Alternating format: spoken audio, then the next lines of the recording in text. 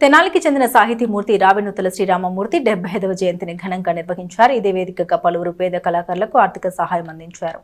Rural మండలం అంగలకుదురు గ్రామానికి చెందిన ప్రముఖ కవి, రచయిత, పంచాయతీరాజ్ శాఖ విశ్రాంత ఏఈ రావినూతల శ్రీరామమూర్తి 75వ జయంతిని ఆదివారం సాయంత్రం స్థానిక కొత్తపేటలోని పెన్షనర్స్ అసోసియేషన్ హాల్లో ఘనంగా నిర్వహించారు. ఈ సభకు పట్టణ రంగస్థల కళాకారుల సంఘం వర్కింగ్ ప్రెసిడెంట్ గరికపాటి సుబ్బారావు అధ్యక్షత వహించారు. సుబ్బారావు మాట్లాడుతూ తెనాలికి తొలి నాటక నంది అవార్డును తెచ్చినది శ్రీరామమూర్తి అని గుర్తు చేశారు. అలాగే ముఖ్యమంత్రి నారా చంద్రబాబు నాయుడు చేతుల మీదుగా తొలి సాహిత్య ఉగాది పురస్కారం అందుకున్నారని తెలిపారు. ముఖ్య అతిథి అయినాల మల్లేశ్వరరావు మాట్లాడారు. శ్రీరామమూర్తి మన మధ్య లేకపోయినా ఆయన రచించిన కవితలతో మన మధ్యనే ఉన్నారని తెలిపారు. రావినూతల ఫౌండేషన్ ఆధ్వర్యంలో జరిగిన జయంతి కార్యక్రమంలో పాల్గొనడం తన అదృష్టమని ఆలపర్తి వెంకటేశ్వరరావు తెలిపారు. ఫౌండేషన్ సభ్యుడు ప్రకాష్ మాట్లాడారు. ఫౌండేషన్ పేరుతో వివిధ సేవా కార్యక్రమాలు చేస్తున్నట్టు తెలిపారు. శ్రీరామమూర్తి 75వ జయంతిని పురస్కరించుకుని 10 మంది పేద కళాకారులకు 2000 చొప్పున ఆర్థిక సహాయం అందించారు. అలాగే నిత్య పద్య నైవేద్యంతో తెలుగు భాషకు జీవం పోస్తున్న అయినాల మల్లేశ్వరరావు తెనాలికి చెందిన దర్శకులు కనపర్తి రత్నాకర్ను ఫౌండేషన్ తరపున సన్మానించారు. ఫౌండేషన్ సభ్యులు అన్నపూర్ణ, లక్ష్మి, అనిరుద్, మధుకర్, శివప్రసాద్ పాల్గొన్నారు. గారి 75వ జన్మదిన సందర్భంగా ఇక్కడ పెన్షన్ హాల్లో ఈ కార్యక్రమం సభ జరిగింది. మన గరికపాటి సుబ్బారావు గారు అధ్యక్షతన సభ జరిగింది. దీంట్లో ఇప్పటికీ ఒక 10 మంది పేద కళాకారులకి ఆర్థిక సహాయం చేయడం జరిగింది.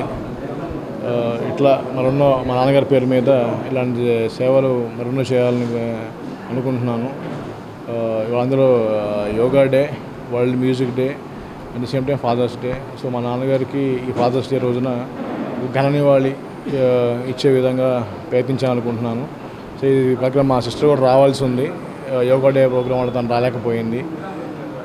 ఈ కార్యక్రమం సహకరించిన అందరికీ, ముఖ్యంగా సుబ్బారావు గారికి నేను మొట్టమొదటి ఇటు డైవర్ట్ చేసింది. ఎందుకంటే ఆయన ఆర్టిస్ట్ కాబట్టి, అయ్యా నేను నాన్నగారు ఆర్టిస్టు కాబట్టి మనం ఆర్టిస్టులకు ఇస్తే ఆయన కూడా తృప్తిగా ఉంటుంది అన్న ఉద్దేశంతో అని చెప్పి నేను మరి అడ్వైజ్ చేస్తే వెంబటే నా మాటని నా గౌరవం ఇచ్చి, సరే అట్లాగే అంకులు మీరు అట్లా చేస్తే చెప్తే అట్లా చేద్దామన్నారు.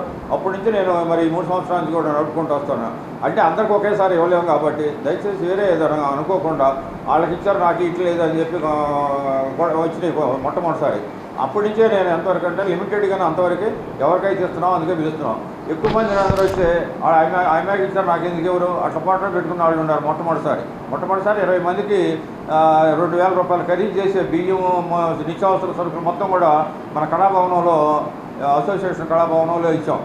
మరి అట్లా అయినందుకని అప్పటి నుంచి పోయినసారి అని ఇప్పుడు క్యాష్ రూపాయలు ఇద్దాం ఏదైనా ఉపయోగపడుతుందని మనిషికి 2000 రూపాయలు చొప్పున ప్రతిసారి 10 మందికి ఇవ్వడం అనుకుని పెట్టుకున్నాం.